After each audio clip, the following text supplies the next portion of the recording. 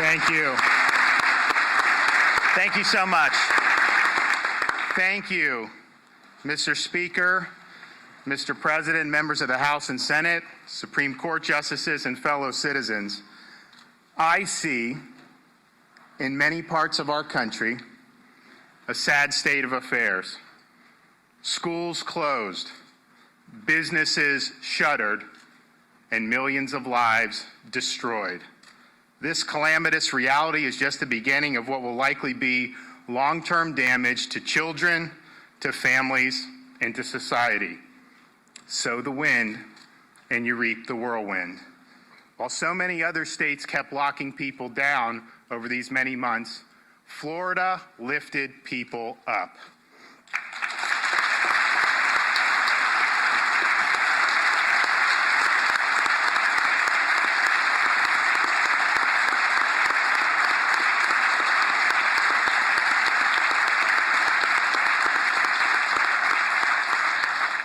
Florida schools are open, and we are one of only a handful of states in which every parent has the right to send their child to school in person. All Floridians have a right to earn a living, and our citizens are employed at higher rates than those in the nation as a whole. Every job is essential. If you're working hard to earn a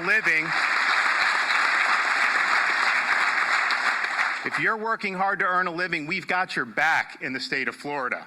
Every business in Florida has a right to operate. Over these many months, we've stood up for small, family-owned businesses and have saved thousands of them from ruin. And because of our actions, Florida is now leading the nation in the number of people submitting business formation applications. And we're one of the top destinations for business relocation.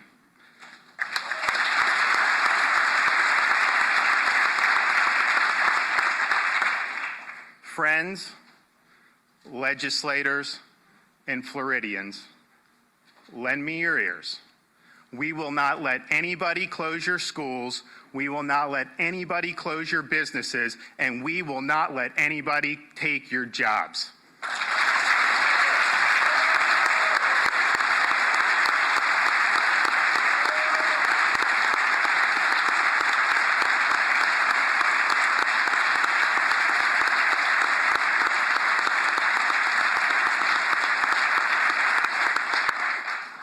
Now, 1 year ago, COVID-19 had not yet been declared a global pandemic. We had scant knowledge of the virus, little ability to test for it, and no approved treatments. Today, we have 3 safe and effective vaccines, great treatments like monoclonal antibodies, and the ability to conduct rapid diagnostic tests. Now, a lot has happened over the past year. We are saddened by the thousands of Floridians and hundreds of thousands of Americans who have died with COVID. And we sympathize with the family members who in many instances were not even permitted to see their loved ones in person, either in the hospital or in a nursing home. So to honor those who have died with COVID and to recognize the toll the virus has taken on family members throughout our state, the state of Florida will be lowering the flags to half staff on Wednesday, tomorrow.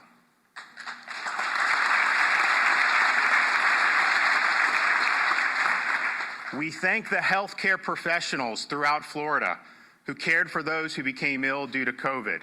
This includes frontline doctors and nurses who provided top-notch care to hospitalized patients, as well as staff at long-term care facilities who work tirelessly day after day to protect our most vulnerable seniors.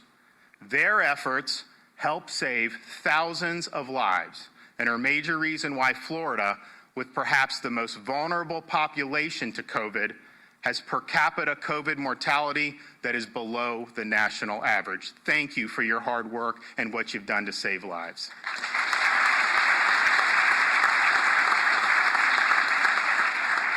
Now, from the outset, Florida's been steadfast in focusing efforts on the protection of our elderly population.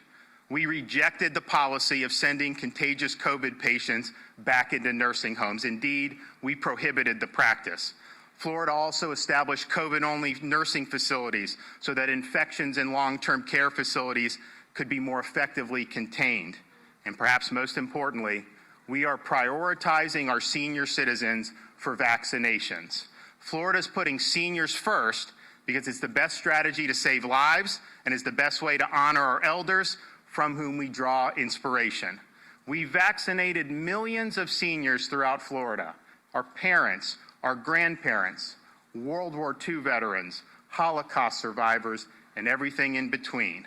We've made vaccinations available all across our state in retail pharmacies, including Publix, Walmart, and CVS, at hundreds of hospitals throughout Florida, at drive-through sites in places like the Villages Retirement Community, at houses of worship, from the First Baptist Church Piney Grove in Lauderdale Lakes to the St. Paul AME in Jacksonville, at senior communities such as Century Village in Kings Point in South Florida, and in underserved areas such as Pahokee. We even have delivered thousands of shots to homebound seniors in the comfort of their own home. Our efforts have saved lives. In fact, 40 states have suffered higher COVID mortality for seniors age 65 and up on a per capita basis than the state of Florida has. And the cases and hospitalizations for seniors in Florida have plummeted as vaccinations have increased. Since January 30th, the number of seniors hospitalized for COVID has declined by 80%, and cases among seniors have declined by 71%. Florida was right to prioritize the elderly. Seniors First works.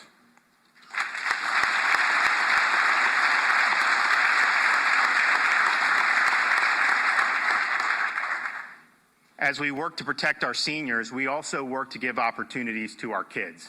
Florida's led the way in providing all parents the right to send their kids to school for in-person instruction. Florida is one of only 4 states in the country and the only large state to offer in-person instruction to 100% of its students. Across the nation, millions of students have been locked out of the classroom for nearly a year, and for many, there's no end in sight.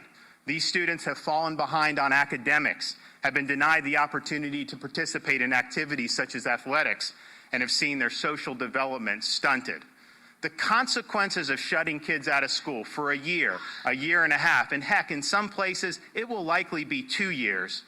Those consequences will be catastrophic and long-lasting. The failure of so many places outside of Florida to open schools at the beginning of the school year will go down as one of the biggest policy blunders of our time. Florida didn't make that mistake, though. We followed the data and stood by our parents and our students. We ignored the political posturing and fear-mongering, and we did what was right for Floridians. And Florida has succeeded where so many other states have failed in providing opportunities for our students, in large measure because of the tireless efforts of school superintendents, administrators, teachers, and coaches. They knew that keeping kids out of school forever would be a disaster, and they weren't going to let that happen on their watch. So on behalf of a grateful state and millions of grateful parents, I thank you for your efforts. Given the unique circumstances you faced, you may never have an opportunity to play such a crucial role, not only in ensuring opportunities for students, but also preventing long-term damage to our society. Job well done.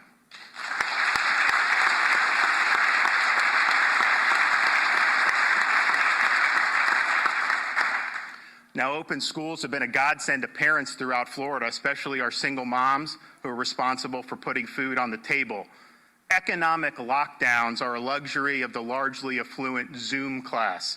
Many Floridians can't do their jobs over a computer. They need to show up. And over the past many months, Florida has led the way in protecting the jobs and the livelihoods of its hardworking citizens. From construction workers to bartenders, from servers to hairstylists, everyone in this state has a right to earn a living. And Florida's efforts have made a lasting impact on the lives of millions of people. But don't just take it from me. Let them tell you for themselves. I'm Ralph Lewis, third-generation co-owner, Okeechobee Steakhouse. My name is Norma Romero. I'm 99 years old, on the way to 100. Hello, my name is Juan Victor Gonzalez. I am 11 years old. My name is Nadia Winston, and I'm principal here at Central Avenue Elementary School. I am Danielle Gonzalez. I am Christine Wainwright. Peter Boulware. My name is Teresa Hodgson. My name is Grant Thompson. Antonia Fiordolino. Jennifer Matthew.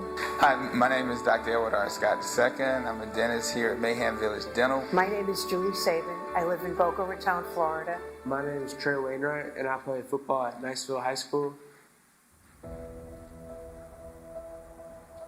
We stopped actually living as we know life. To see everything kind of crumbling, it was kind of tough. I had to lay off everyone. I did not want to be on the streets, wondering where the next meal was coming from. They had a lot of issues connecting. Kids are struggling academically and socially. They cried. They couldn't embrace their friends. It was heartbreaking. At 98, this is it?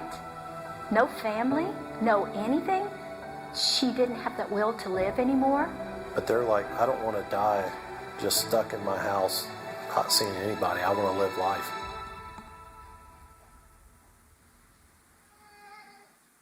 My mother turned 98 on Christmas Day. She lives in Clifford Chester Sims Nursing Home, allowing us to go in and interact with our parents and with our loved ones. I think it saved her life. Florida has decided to vaccinate the seniors in the state. Makes the most sense. The seniors are the most vulnerable population. Well, we thank the governor for that because a lot of people don't fight for the seniors. In fact, in some states it was actually 75 and over, so it was great. In Florida that was 65 and over. Seniors first, I absolutely agree with that. My brother lives a few miles from here, and we haven't seen him at all. We used to go out for dinner with them all the time. We haven't seen them once. They just recently were vaccinated also. We'll be able to see them again.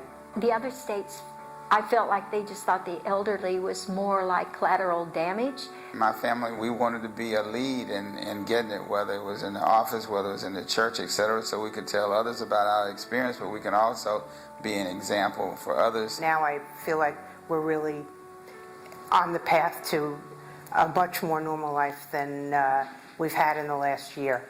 I do appreciate letting us parents decide what we want to do with our kids' education. Having them return was just we were just excited because we had missed them so much. So we needed that interaction as much as they did. School is that escape for a lot of our kids too, getting away from home and whatever chaos they're dealing with. Academically and emotionally, they feel more at ease. They need that person-to-person contact. The interaction with teachers, like if we have a question, they can be right there on their way to help us. So that really boosted probably all of our grades up. I love physical school. It is way better than online. 100% better. If I didn't have football this year, I don't know what I'd be doing. But we actually get to have a full, somewhat regular season while other states aren't getting to do anything at all. From a parent's perspective, sports are very important to our family, to my children. Thank you for bringing us back and allowing us to come back. I know a lot of my friends that are in different states that are, 50-50 even. Their kids are struggling so much academically and socially. I just felt so incredibly happy that we were going to get the chance to continue to compete, because I couldn't imagine life without doing that, without school and sports and team and community. Thank God, though, we were able to make it through it. We had a governor that is business friendly and understands how important commerce is to keep people working. It's been my whole life, 35 years. I know it's not much to big business, but for small business, it's everything. Now that we open at 100%, everyone's working full-time, and we're hiring people. Back at action. 100% back at action. I was never so excited to be able to come in and put my vest and tie on. That's for sure. I was ready for it. It's wonderful to see people laughing and eating and living their life, and that's living my life. That's living. We've been able to pay our bills. We've been able to live. It's great to be able to know, to wake up in the morning, I'm going to work, I'm going to have a great day. To hear the other stories that are happening out west or in other states where it's not so friendly, we've got a group that's fighting to get us back on our feet. We have had staff we have hired over the past year that have moved here from other states. One I can think of moved here from California. She said they're devastated there, no work.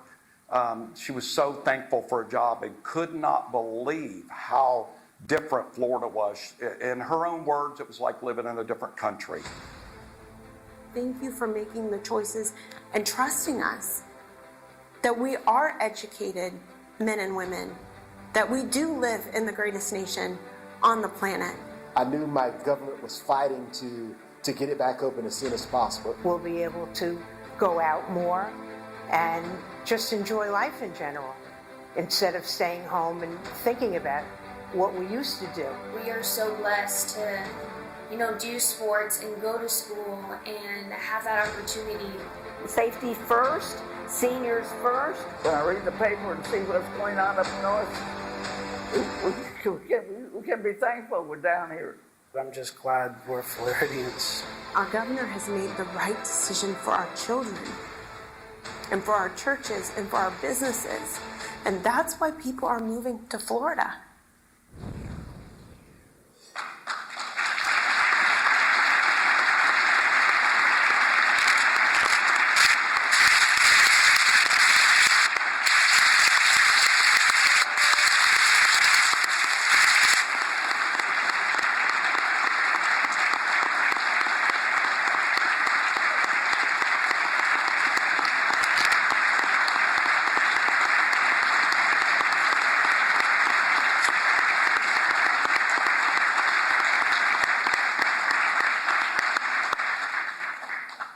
So Florida's right to put seniors first. We're right to have kids in school, and we're right to have saved the economy. And you don't even have to look at the statistics, just look how people vote with their feet. There aren't a whole lot of Floridians who are itching to move from Florida to lockdown states, but there are thousands and thousands of people who are seeking to leave the lockdowns behind for the greener pastures here in the state of Florida. And we've long been known as the Sunshine State, but given the unprecedented lockdowns we've witnessed in other states, I think the Florida sun now serves as a beacon of light to those who yearn to live in freedom.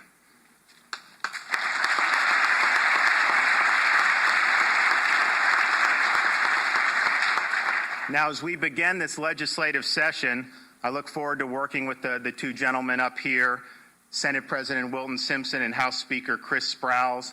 They've already demonstrated leadership on issues that matter to Floridians, and I know you guys will be great partners for progress. And being from Pasco and Pinellas, and me being a Pinellas County kid growing up, I think the Tampa Bay area should be well represented in this next go-round.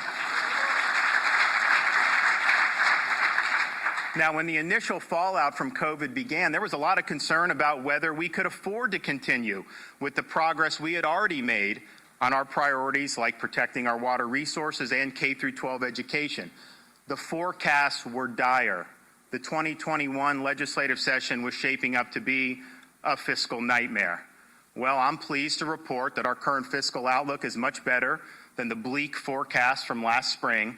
Now, as many of you know, when the pandemic hit, I vetoed $1 billion out of this current year's budget. I also instructed our executive agencies not to spend 100% of the appropriated funds because we didn't know for sure how much revenue we'd be taking in.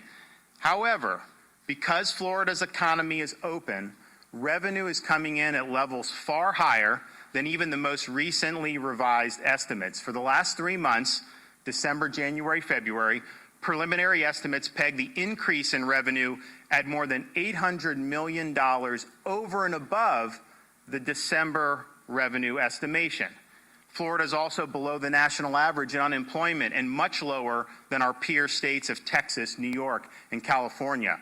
We also anticipate downward revisions of December's unemployment numbers to reflect even stronger job growth. And as international travel is reinstated and tourism picks up, and I hope the federal government will allow our cruise ships to sail again, they're ready, the employment outlook in Florida should improve even more. And throughout this entire pandemic, Florida has not touched 1 red cent from our rainy day fund.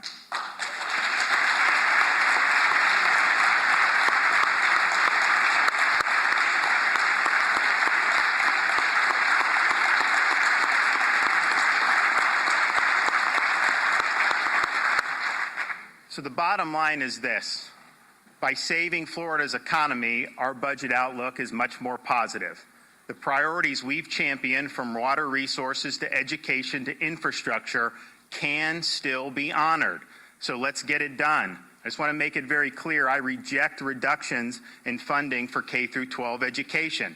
Last session, the legislature answered my call to increase the average minimum salary for teachers, taking Florida from the bottom half of states to the top 5. I think we should keep that momentum going. We can do even more this year.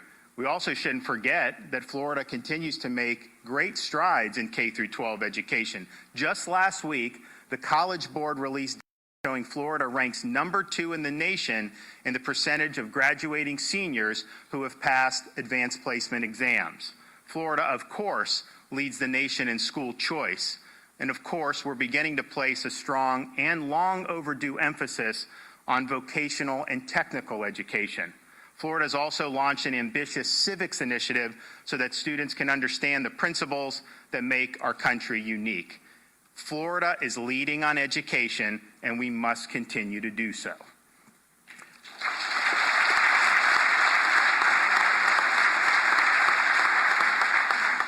We must also continue to protect our natural resources and invest in improvements in water quality.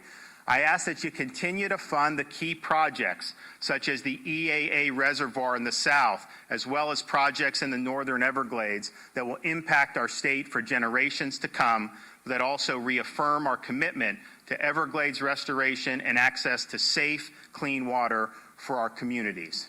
I'm also proposing the creation of the Resilient Florida program under the Department of Environmental Protection.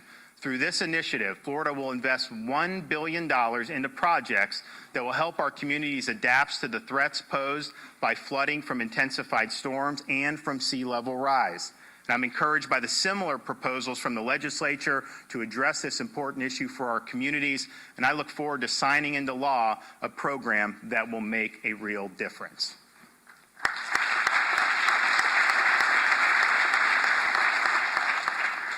Florida is and must remain a state dedicated to law and order. When riots broke out across the nation last year, we saw cities ruined by violent mobs. Law enforcement was targeted and lawlessness prevailed. This was not and must never be tolerated in the state of Florida.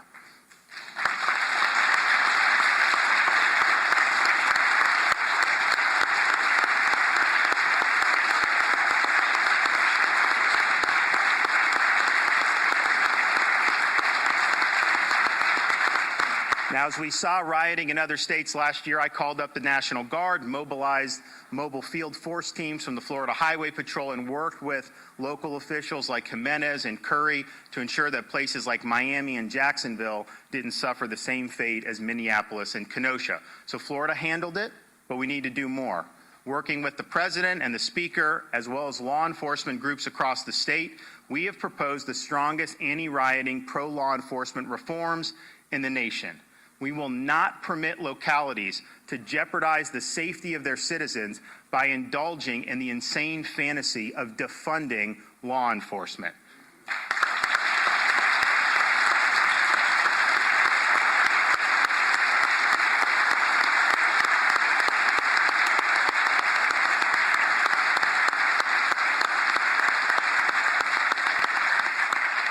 We will not allow our cities to burn and violence to rule the streets, and we will not leave any doubt in the minds of those who wear the uniform that the state of Florida stands with you.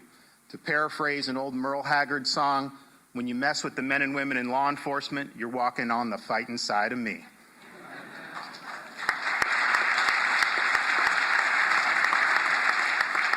Now, both the Speaker and the President have been leaders in supporting legislative reforms to protect Floridians from the power of big tech.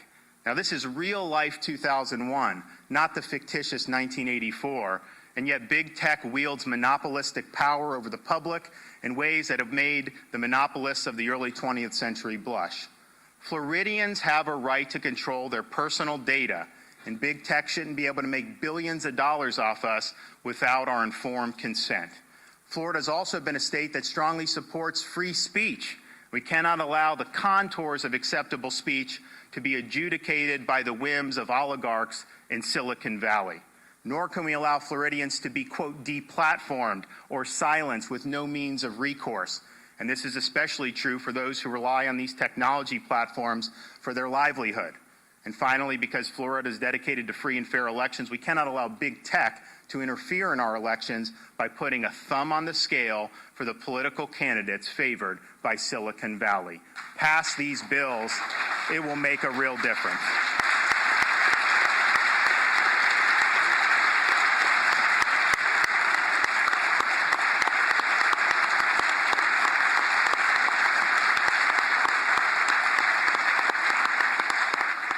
Now, speaking of elections, we should take a moment to enjoy the fact that the state of Florida ran perhaps the most transparent and efficient election in the country in 2020. People were actually asking, why can't these other states do as well as Florida? Now, such a sentiment 20 years ago would have simply been unthinkable. So we did it right, but we need to make sure our elections are always transparent and run efficiently. There should be no ballot harvesting in the state of Florida. One person, one vote, not bring in hundreds of ballots without any supervision.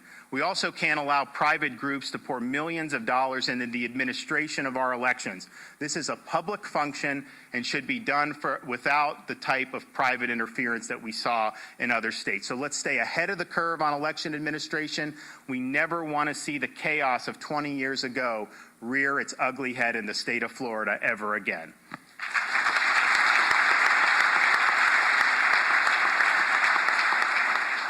Now, I know these issues are merely scratching the surface of what the House and Senate will tackle this session.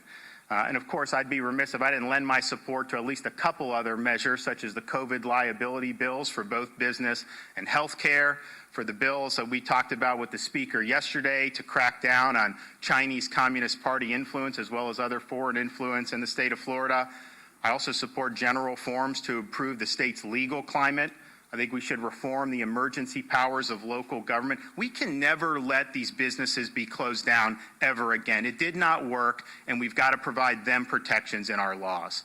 And I also support continued investment in infrastructure. It's amazing when people will come down from some of these high-tax states that have much higher tax burdens, much higher budget top-line numbers, and yet our infrastructure is better than those states. And so we know how to do it, and we need to keep doing it.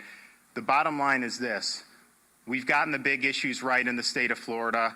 We put our seniors first. We have our kids in school. Our economy's been saved, and we need to move forward together for the betterment of our people. Now, at the close of the Constitutional Convention, the famed elder statesman Benjamin Franklin was asked to be the first to sign the new Constitution. Franklin pointed to George Washington's chair, the back of which had the design of a sun low on the horizon. "There were days," Franklin remarked, "when I thought this picture of a sun low on the horizon was a setting sun. But I now know that it's a rising sun. A new day for America, a new day for freedom." Our nation and our state have endured a tumultuous year. Floridians have responded in ways that would make our founding fathers proud. And because of these efforts, the sun is rising here in Florida, and the Sunshine State will soon be reaching new horizons. Thank you, and God bless you all.